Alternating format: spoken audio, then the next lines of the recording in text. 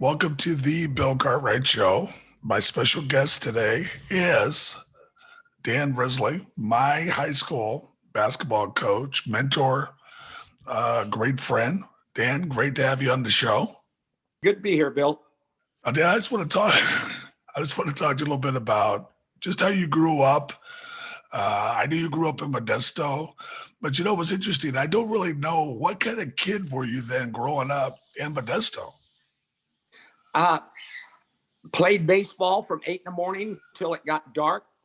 I was I was short, and I was a grade ahead of everybody else. So when I went to high school, I was 4'10", and I was 12 years old my first year in high school. But in order to compete with everybody in baseball, I had to be more aggressive and had to work harder at it. School was easy for me, had great parents, and I just played baseball all day long and grew up. And then when I went to high school, got involved in all the good things to do. Modesto was a great place to grow up. If you watch the movie American Graffiti, that was about my growing up period. We played what Ronnie Howard and all those guys did. We did all of those things and went to 1 year in Modesto Junior College. And then I moved to Sacramento and went to Sacramento State. And that's where I graduated from. Had one brother who was older than I, but we were very, very close. So when you went to Sac State, what did you study? I started off as an elementary education major. I was going to major in secondary education, except I took a class called prehistoric history from Europe, and it bored me to death. So I said, I can't do this crap. So I become an elementary ed major. Graduated from there, and my first teaching job was in the 6th grade. So what did you teach? And in the 6th grade, you teach everything. And the reason why I got the job, because I could also speak Spanish. And those were the days, I think. But the thing that got me going was 6th graders, we had flag football, we had basketball, we had girls softball and boys and girls track. And that's where all the coaching stuff started. I started coaching 6th graders and felt that maybe I found something that maybe I could be successful in. So after the 6th grade coaching, where did you go from there? Well, I was very fortunate because all of those sports that I mentioned, there were 54 schools in the district. I won every championship. So a job opened up at Winston Churchill Intermediate School. And I had a friend that was over there. So I went over there and they liked what they saw and they gave me a job, and I coached basketball for 2 years and we were 44-0. So that even more inspired me. Maybe this is something that I could have a career in. So why do you feel like you won so many games? 44-0? That's a lot of wins. Well, you know me as well as anybody in the world. I know I've got certain abilities. Number one, I'm a hard worker. Number two, I'm smarter than the average bear.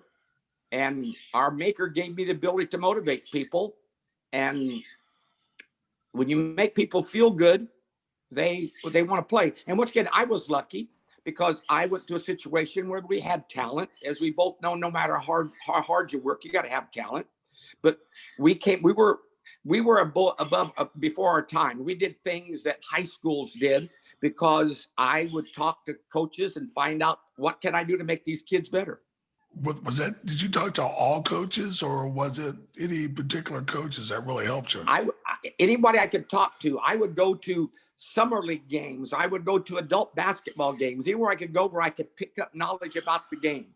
And when I started coaching basketball, it became my passion. And I was like a human sponge. I absorb. And I had these 2 young men by the name of Lindsay's who went to Stanford on track scholarships, and their father was an administrator, and he became my mentor. For after there, I went to Mariloma High School, where I coached freshman basketball for 2 years and JV basketball for 2 years. So where did you go after Mariloma?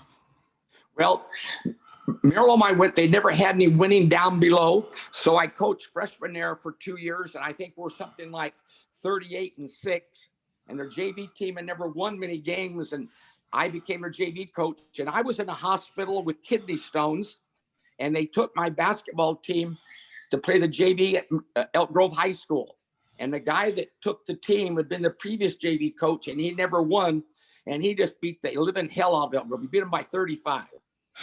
So the following summer in August, when they were looking for a basketball coach, they said, who's this guy from Mira Loma?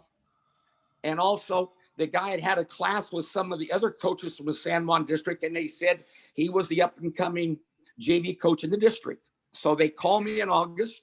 I wanted to be the head coach because I knew I could do it. I'd never been to Elk Grove except to play softball. I knew nothing about the school. I only knew that they had big white guys because they played in the same league with Jesuit High School, and Jesuit used our gym at Mira Loma to play their games. So when the guy said, would you like the job? I talked over with my wife, and she said, if that's what you want to do.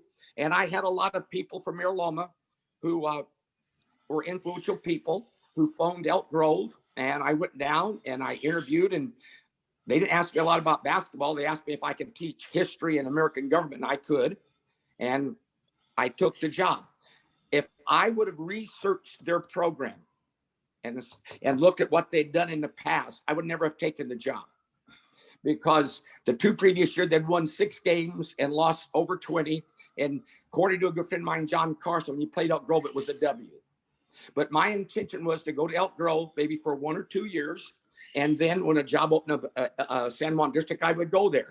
Little did I know that 34 years later, I'd be retiring from Elk Grove High School. A lot of people would take the job knowing that they weren't successful, knowing like, hey, all I could do is go up, right? Wasn't that a motivation for you? I knew I could win, but I just wanted a head job because I was tired of being an assistant. So I'd go down there and I knew that I could win, and that then a job would open up and I would come back to where I was comfortable. So who were some of the guys? I mean, I know who the guys were. Who were some of the guys who were there who were actually pretty good? Well, it was interesting because how Elk Grove looked at basketball and how I looked at basketball, it really, we're on the same page. So I'll never forget, I went down there and I saw their uniforms and it looked like their Harlem Globetrotter uniforms. I said, there's something wrong here, because that I felt you always had to look good.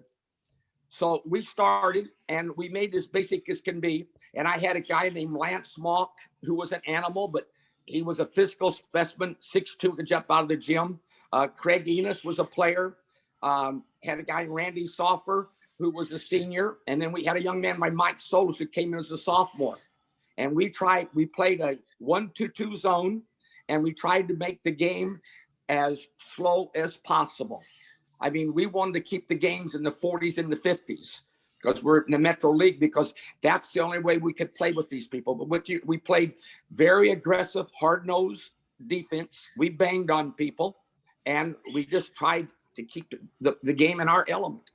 Was it Elk Grove kind of a football school at that point in time? Are you kidding me? Football, the marching band, and the FFA, and somewhere down the line there was basketball. Wrestling actually outdrew basketball. The first game, the people come in. I asked Glenn where they at. Hey, Glenn, where's all the fans? Because there were less people there than when I was the JV coach at Mira Loma High School. Be honest with you. And our first game, we played against Jesuit High School. We were competitive. We were up by 7 going in the 4th quarter. And I told the team we're up by 7. They said, we're ahead. And they proceeded to score 3 points in the 4th quarter. Okay.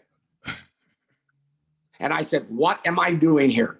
I mean, honestly, what am I doing in this town? I mean, it was a cultural shock to be at Elk Grove, to be honest with you. I mean, the guys chewed tobacco and they wore jeans with crap on their boots. And that wasn't my thing. But, that's the hand I was dealt, and what can you do with it? So did you have help from administration? Did they have people encourage you? Dick Saldi, who was an 6'8", graduated from Harvard, and he was behind me, and a guy named Walt Holmes. They were behind me as much as possible. I was their first hire, and they encouraged me. But you know me, Bill. I'm very, very positive, and I says we can do this. And the kids bought into what we were doing. And the thing was this: that we struggled, but we won 9 out of our last 11 games, and we came in second in the league. And I had 4 kids coming back the next year. So you got off to a pretty good start. Well, the next year we had a kid named Mike Pinkerton who was there for 3 years and played on 3 championships. We had a kid named Terry Soffer who became an excellent player. There's 2 things you can't teach in basketball, as you know, Bill. You can't teach height and you can't teach quickness, but you can do all the other things. And I also started doing other things in regard to, they didn't have summer league in those days or AAU. So I opened my gym up in the summertime. We just started spending time on the floor. So we were very excited about the next year because we had 4 starters coming back and we had these 2 sophomores who were good players. Talk a little bit about Terry. I think that Terry has a really intriguing story, considering as a freshman, he basically didn't play. And then He when averaged you a got half him, a point. He averaged a half a point a game. And that summer, in order to support the family, I ran a swimming pool at Miraloma High School. And I took Terry down there and I told him how good they were being. People ridiculed me. I also told him about a 6'9" kid on the junior high level. And they said, well, he's tall. He's got a nice touch, but he shoots the ball on his shoulder and he ain't got a lot of ability. Well, when they told me those things, that even motivated me even more. And Terry started working, lifting broomsticks with rubber bands, getting stronger. I brought him on the varsity, even though he didn't start, but just competing every day with the bigger guys. Toward the end of the year, we scrimmaged a sophomore team and he dominated them. And Terry was very bright. He listened to everything I said and he became so fundamentally sound. And he actually knew everybody's position on the floor because he was so smart. And once again, we had Mike Pinkerton. So here we are with, and by the way, we win the league that year. And with our tallest starter being 6'4", and we went to the TOC. We won our first game and got knocked off our second game because we were very physical. We got different officials, but we had won the league and that was it. And here I find out I got this young man who in the springtime was coming down to Elk Grove after his school. And he and Terry Soft are working one-on-one. I would sit underneath the basket and they would go by the numbers on the box. And I said, maybe we've got something here. And during that summer, we worked, they got to Elk Grove High School at 6 o'clock in the afternoon.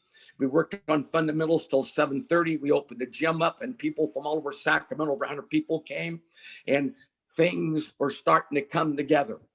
And the next year we started a team, a guy named Bill Cartwright at 7 feet tall, Terry Soffer 6'9", Melvin Jesse 6'6", Mike Sola 6'4", and Mike Pinkerton 6 feet tall. We were a pretty tall high school basketball team, but we weren't talented yet.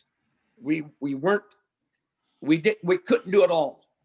I mean, we could play and we could beat most teams, but we weren't the upper echelon yet. But as the year progressed and these guys became more confident in themselves, things started really coming together. And we lost Solis, who was our leader, with a broken ankle, with a broken hand for most of the year. But we won the league and we got into the TOC and we played well. And we played a team called Stagg High School, who had won something like 60 consecutive games. And we gave them everything they wanted, except they beat us. And after the game, I'm walking out of the gym and believe it or not, we're starting 4 young people. And if we could beat a press, that's what we lacked. And being to the second game from the section championship, it motivated you guys and motivated me even more. And things started coming together even more. Bought new uniforms. The summer program got more intense. You and Terry during the springtime worked a couple of hours a day. During the fall, we had an extended day. The guys would get to school at 9 o'clock in the morning. We would run and condition. You would go to school. We'd start basketball practice from 5, and we'd have very short practices, as you remember. You harassed me all the time because we had 3-hour practices. I don't deny it. And things really started coming together. I mean, we we were it. We scrimmaged Consumnes River College, who we beat them by 35. We scrimmaged Delta Junior College, who won the Junior College League. We beat them by 20. We were very, very good, to say the least. We were confident. We were experienced. We were big. We handled everything there could possibly be. Meanwhile, I talked to a coach by the name of John Wooden at UCLA, and he gave me some big man drills and stuff that I used with you and Terry. And I think you remember how we used to practice every day for at least 30 minutes, how to get the ball into the post. And that became our thing, that we played the biggest matching zone you could ever imagine. And you guys were smart. You thought you could win. You were confident. And even though we lost you for 10 games that year, we did something that I'm not certain the other high school. We went 30-0, which was quite an accomplishment considering we lost the California Basketball Player of the Year for 10 games. No, we spent a lot of time on the court, but we spent a lot of time really at your house. And I'm not even sure how you fed all of us because we were over there a lot. I remember playing air hockey, eating, and hanging out. So I thought that was really a big reflection of our team. We were like family. I think one of our people at the reunion said we were like family. We were. And I lived close to the school. And remember, you had to catch a bus from the first people in, and you couldn't go to school. So you would come over at my house, and my house was open to you guys. After every game, we went to my house, and we were like family. I mean, our whole life was Elk Grove basketball. And remember that year we got you the nice long coats. I mean, we looked good and we dressed good. And it was very important to me that we had this image. And you'll remember correctly that during practice that we wore the same type of uniform during practice that we wore in the game. And I made practices like game situations. And when we warmed up, you guys never looked at the other team, but they looked at us, and we were like a machine. You guys didn't make mistakes, and everybody did the exact same thing. So I would say that year about half the time we won the game before they ever tipped it off because we intimidated people. We walked in the gym, and you guys were all dressed nice with your coat and with your tie and the coat on, and we were Elk Grove basketball. And people all over the city, Elk Grove basketball. And we started selling season tickets that year. When we first started, 200 people in the stands, that we sold 800 season tickets. And if you get there by 6 o'clock, you didn't get in the gym. And of course, every radio station, every newspaper, they wanted to come down and be part of this. Well, of course, it made you guys feel even more important because here we became the biggest sport story in all of Sacramento. And you guys are part of it. So, once again, is that part of motivation. I made you guys feel like you were family. And if you remember correctly, when we warmed up, everybody had their own basketball with their number on it. So it just made you feel very, very important. And if you make somebody feel important and you make them feel good about themselves, they're going to perform much better. How soon when you met Bill did you realize he was a very special player? Did you see an NBA future for him? I'm sure, UCLA recruited him. So I'm sure Coach Wooden was also asking you about, hey, how do we get this guy to Pauley Pavilion? When I first met Bill, he was 6'9", and he shot the ball from his shoulder. And Bill was not very fundamentally sound. And I felt there was potential because when I looked at him, he would talk, he would listen to everything you said. And when he came into our program, we were a very physical bunch. We didn't have tall guys. We were very physical. And be honest with you, they beat Billy up because Billy was 6'9" and a thin young man, all right? And I remember going to talk to his dad. I said, Mr. Cartwright, if you will let Bill come and do this extra work, I guarantee to you that he will get a college scholarship. Did I think he would be Mr. Basketball in 1974 and 1975? Did I think he'd play in the NBA for 16 years? No. I knew that he could have a successful basketball career. But I think the thing that turned Billy around was that he and Terry played against each other one-on-one. And Terry, if you notice, Billy has a reputation of having elbows. That's my fault because I taught them to keep their elbows high. And when they'd go one-on-one, Bill would lead with his chin and Terry would just banging. But Terry went away for about a 2-week vacation or sometime. He came back and all of a sudden a light went on in Billy's mind. And I just saw, my God, who is this young man? And all the things he started to do, jump hooks, everything was just unbelievable. High touch, the ball high. And I knew then, who knows where he's going to be. And I went to a banquet down at UOP and they're talking about people. I said, yeah, I've got a couple of good tall kids. I said, I got one that's 7'1" and another one's 6'9". They say, what? So UOP, Stan Morrison were the first people ever to really get a chance to look at Bill. But after the year progressed and he started doing the things he did and we started being undefeated, then things started, people started, it was no longer a secret about who he was. But his junior year, there was no doubt in my mind what he could be. Now, would he be 16 years in the NBA? That's a big dream. But I knew he could be an unbelievable college player, and I knew he could play pro basketball. You understand? And what do you attribute his success to? All you, 0% him. Two things. Number one, no one in this world has worked any harder than Bill Cartwright. Number two, he listens. And number three, he and I had a special connection. And I would find out, what does it take to make him a better basketball player? And I would talk to Coach Wood. I would talk to any college coach I could. For example, the best jumpers are volleyball players. And they go in the sand and they jump on stuff and jump off. We did those things. I did all kinds of things in the summer program, agility drills to make Bill stronger. And I think it was me persevering and having him work hard and motivating him to play hard, and Bill's wanting to be a great player. Bill wasn't the highest jumper or the quickest guy, but if you'll read Sam Smith's book, he'll say Billy was by far the most fundamentally sound basketball player in the Chicago Bulls. Bill was fundamentally sound. He could shoot with left hand, right hand, go left, go right. He just kept the ball high. He was just fundamentally sound. And those people who did not see him shoot the ball before he hurt his foot, he had a shot of beauty. The thing was up high and it was just so soft. He could shoot the lights out. Bill averaged his first 10 games of his senior year 55 points a game. And those days you could not stuff.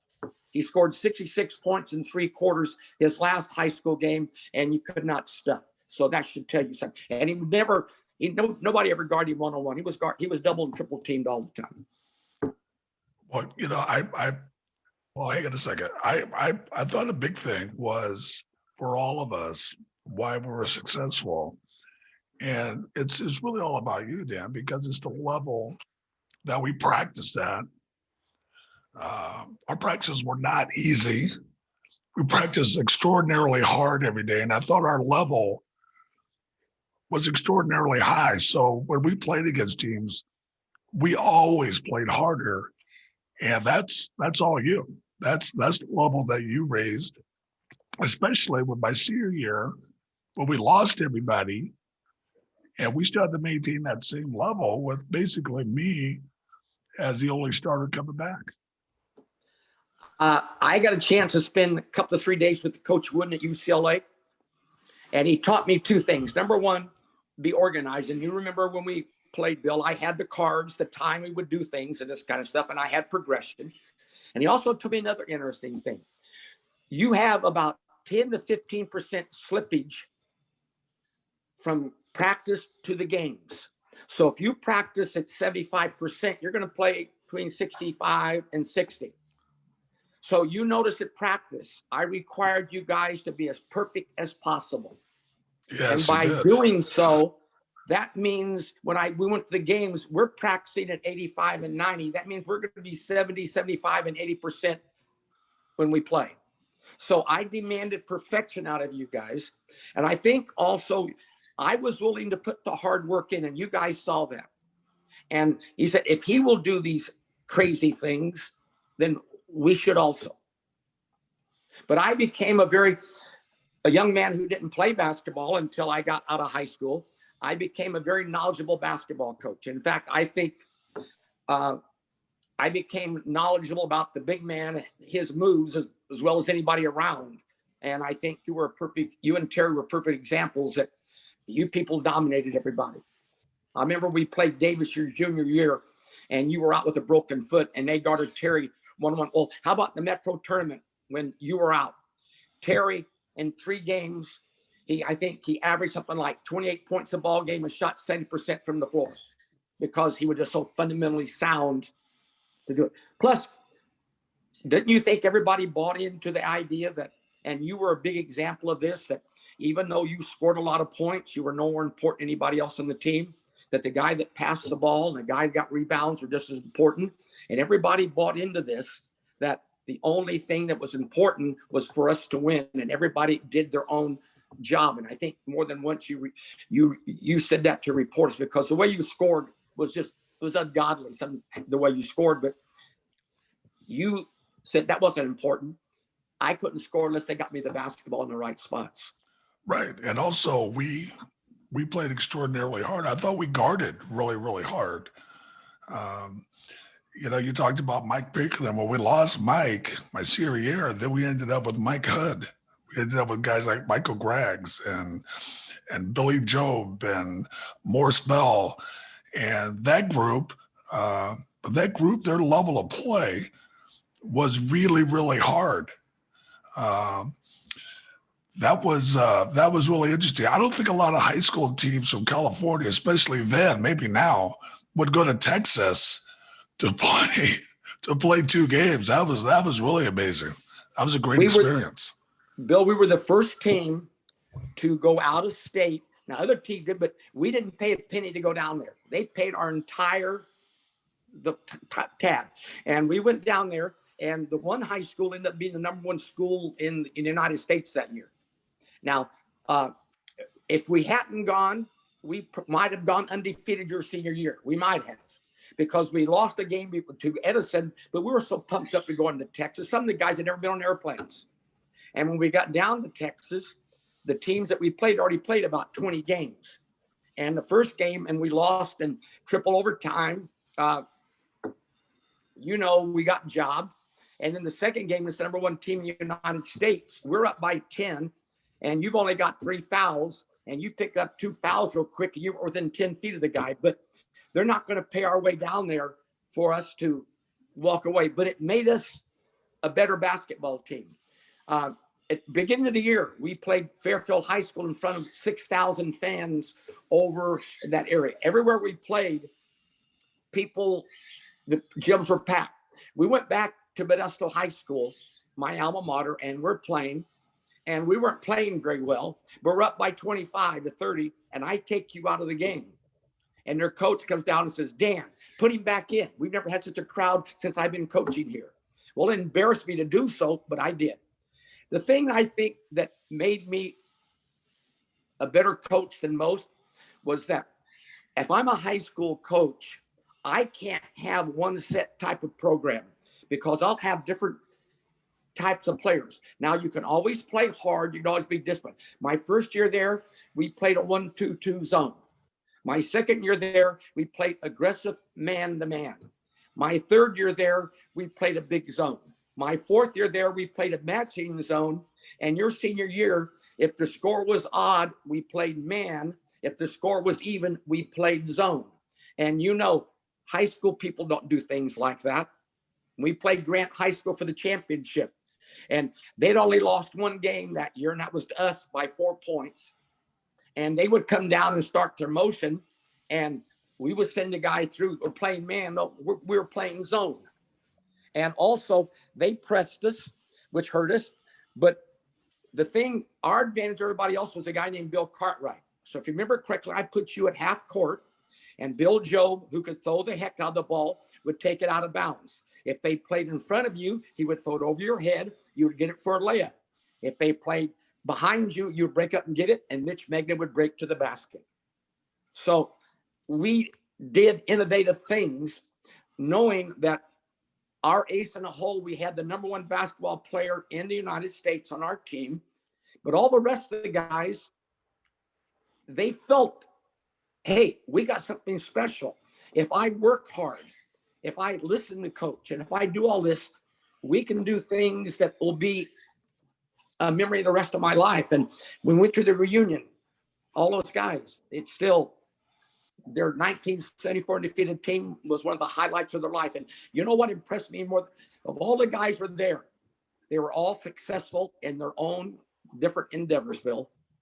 And I think it has something to do with family and hard work and discipline that we did when we were there those 2 years, or those, the years we were together. Let's talk about that. My last year at school, senior year, and we're going to the TLC. What were you thinking when we're headed to the TLC? Well, that year was a very interesting year because everybody jumped on the bandwagon, if you remember correctly. All right, we sold 800 season tickets. We had our own radio station. If I would have allowed, we'd had TV cameras there for every practice. I had people guard the doors of the gym because every scout in the world wanted to be there. I met a little couple in town whose last name was Risley, and they were very sorry when I stopped coaching because all the college coach was constantly contacting them, okay? So we go out and we play Grant High School in our local section, and we beat the hell out of them. We beat them by 20. And we go down the Oakland TLC, and I know we can play with anybody, but this little town of Elk Grove, now they can't do anything. So they put us against Bishop O'Dowd. And they tried pressing us, and they tried playing you one-on-one, and I think that was a mistake. I think we beat them 97-83, and you went for 55. And it was just one of those games. The next night, we played probably the toughest team we played all year, and that was Oakland Tech. And they had Shavers, Woofy Perry, they had a lot of people. But once again, our strength was you. And so we scouted, and we decided that you would guard a player who could not score. The rest of the guys played man-to-man, and you guarded the middle. And I think we beat them by 15. Then we played Berkeley High School with 4,000 students, and they had Gene Ransom, who was a stud, but he lost his head. He was quickest we've ever seen, but instead of pulling him shooting a 17, he went to the basket. And his first two shots, I think you threw them up in the stands. And we controlled the game, we controlled the whole game. And we knew we were going to win. We broke all records for attendance. We broke all records for number of programs sold. Our cheering section won all the awards. Our cheerers won the awards. But something that I'll remember most was, remember when you played high school basketball, you could not, it was against the rules for you to stuff. And so you'd never stuffed in a game. And you came to the bench, and I looked at you, and I said, would you like to? And you said yes. And they fronted you, and Pat Hibner threw the ball over the top, and you threw the ball through at the Oakland Coliseum. They went nuts. And the official comes over, he says, hey, coach, maybe it's time we get him out of the game. It was about a minute and a half. Yeah, I do remember that. That's exactly what happened. Well, what was the penalty for doing that at the time? He had never, it's something he had never done. And it was the idea that I know he had wanted to do it. The only time we ever did that before was the last home game that we had. And it was very emotional for all of us because I knew it was my last home game. And we locked the doors to the basketball floor so the officials could not get on the floor. And for about 10 minutes, we threw it. Out of the 15 kids on the team, 10 of them could throw it down, all right? When we warmed up, we would come out and we would run and touch the rim without a ball, and Billy could touch the square. So you can imagine how we would motivate our fans. Our place was packed every game. Bill did not lose he did not lose one home game in the 3 years that he played there. And our fans were crazy. We had the greatest fans all around. And so I just thought he would like to do it. I didn't ask him. I just said, would you like to do it? And he said, yes. Was it a spontaneous decision on your part? It was, yes. It was very spontaneous. It was very spontaneous. No plan. It was very spontaneous. And of course, Bob Gaylord's up in this. Bob Gaylord, who's already Billy signed an academic scholarship for USF in February to get all recruiters off his back before he signed his athletic scholarship. And Bob Gaylord and Dan Bell on the stands, and they see that and they say, "My God, look what we've got." I mean, they knew that they got something else. When Bill was a senior, we were on national TV between the Bucks and the Bulls, and it was just, and that was the whole thing. I mean, the little town of Elk Grove. They go down, they follow us around the Oakland TOC, and they're filming us this kind of stuff. And for the little town of Elk Grove to have a 10-minute halftime thing on national TV that was kind of special. Can you talk a little bit about USF? Not a lot of people know that we were at USF together. Yeah. I think Bob Gaylord wanted me to, come down, and I think he thought if I come down, you're supposed to get as close to her. And I went down when you were a freshman and deal. But I realized that coaching on the college level was not the same as coaching in high school. It was more like recruiting and stuff. So I worked there full time in your freshman year with you, but you got your stuff together. And then I was away for 2 years, but I went to every game, and then you had a decision to make. Remember your junior year, you could have gone hardship and you would have been the number 1 pick, if you remember correctly. Milwaukee Bucks and Don Nelson called me on a daily basis. And if Bill will go hardship, he will be the number 1 draft pick. And if you remember correctly, you came to my house and I had you put paper down why you should go and why you should not go. And I think you told your mother you'd graduate from college, and you enjoyed college immensely, and you made the decision to go back, and it all worked out where I would commute every day, and I would go back also, and I would go there every day. It was a good experience. It was good. I'm not a college coach. The point that it's more of a business in college. I was a high school coach. I was a fundamentally motivating type young man. So.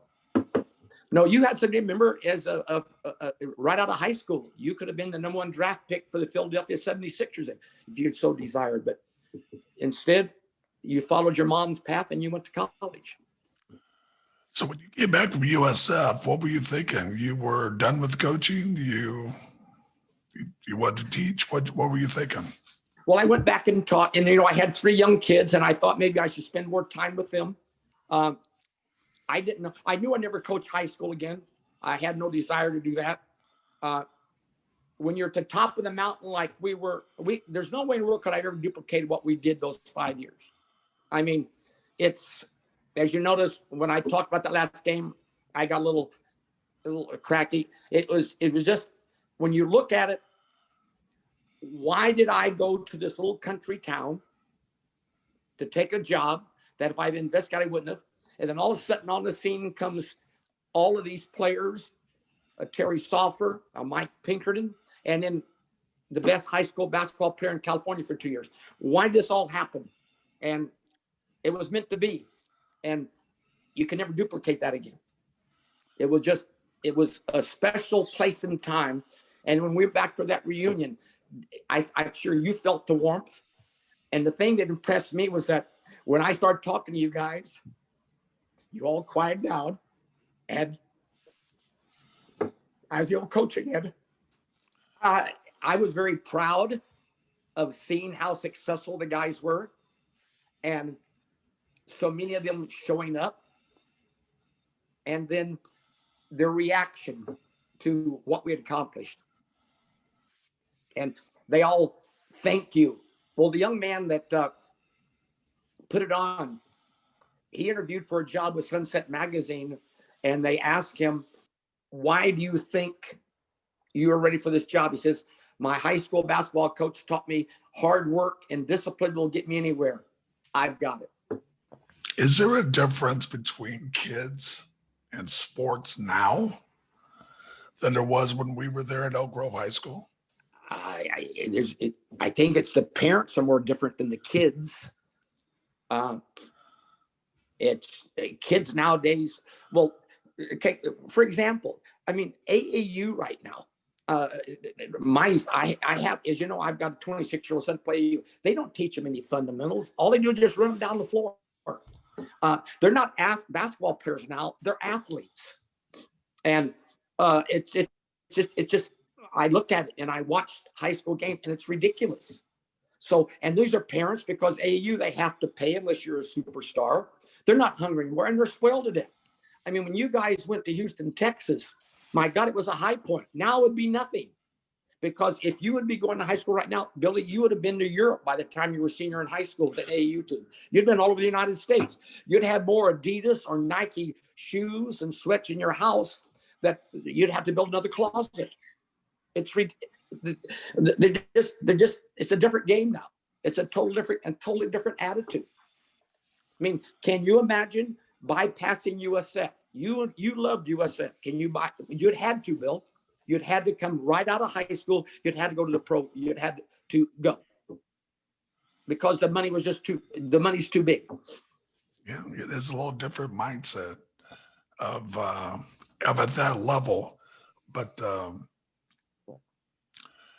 it is interesting to me because we do have AAU and it is the norm that you travel, that you have a lot of gear, that you have a lot more stuff.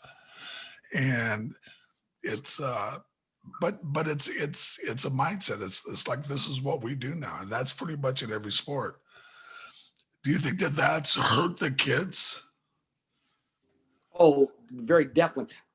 I don't do high school coaches listen. I mean, to players listen to their high school coach now, or do they listen to their AAU coach? I know kids are right. Kids. I coach Patrick's 8th grade team, and most 8th grade teams now they just run all the place. But I taught them fundamentals. I did exactly like we did in high school. And I got them good looking uniforms and this kind of stuff. And these kids, you can't believe how far they came. It was just unbelievable. But parents got involved. My child's not scoring this. My son's not doing this. And, that's the problem. No, it's a different mindset now that to me, they've hurt the game. I can't believe that everything's 3-point or slam dunk. I can't believe that there's not a place for Bill Cartwright in high school who averaged 38 points a game his senior year on the floor. I would, once again, all these teams that play right now, I would take your last 2 years in high school and play with any of them. So they're shooting threes. You shot 66% from the floor and about 80% from the free throw line. We shot over 50% every game from the field. So I got to believe that, and we could extend the defense and play the threes as much. I mean, when we played that matching zone, we were from sideline to sideline. We invited you to put in the corner because we doubled you. So we could play nowadays. They just totally changed the game. I mean, you would have to be playing outside right now at 7'1" with all your beautiful moves inside. They'd have to move you outside so you could shoot a three, which you could. Remember, you could shoot well from the outside. So I'm a purist, Bill. I don't watch much basketball anymore because it's just not the game that I loved and that I coached to love. So you spent most of your life in the Sacramento Valley. And then now you've moved. Yeah. Patrick, my son, moved to Los Angeles. And I went back and I said, what am I doing here? Where do I want to do this next chapter? And I love warm weather, as you know. And Patrick's 2 hours away. And I'm only 2 hours away from that world championship LA Dodger team. And so I'd never been to Palm Desert in my life. I didn't know anybody. But I went to a couple of Dodger games, and I came down here, looked around, and I found a home. I live in a Del Webb community. It's like an adult summer camp. Am I happy? I've never been so content in my life. I play pickleball probably 2 hours a day. I walk I've got a nice dog. I walk 5 miles a day. I still lift weights and stretch and just enjoy life. It's a very simple, low-key life, and it's very enjoyable. I was going to say, no, it's a real pleasure. Who are some of the coaches, you mentioned John Wooden, that inspired you, and who are the best coaches these days and why? Okay, John Wooden, definitely. He was probably the number one guy. Then we also had a junior college coach by the name of John Karsten, who John was my mentor. He always was very truthful to me. If I wasn't doing the right thing, I would ask him and he would tell me the truth. Coaches nowadays, the guy at Kentucky is arrogant, but to get all those players to buy into what he does, he's done a heck of a job. The guy up at, what's the guy's name? Gonzaga. He's got something going. Yeah, he's got something going because they win. And when people transfer, they seem to want to transfer to his program. And who wants to live up in that area? I mean, who wants to live in Spokane, Washington? Think about it, right? Of course, Coach K, but, he's there. Probably the guy at Kentucky, because he gets these people to buy into what he does. He's a motivator. And as far as pure basketball, it has to be the guy up at Gonzaga. Yeah, Calipari's. Well, Dan, thank you so much for being on with us. You should know that you've impacted not only my life and changed it, but many others. We will always, always be grateful. And we're just thrilled to have you on. And thank you very much. Thank you.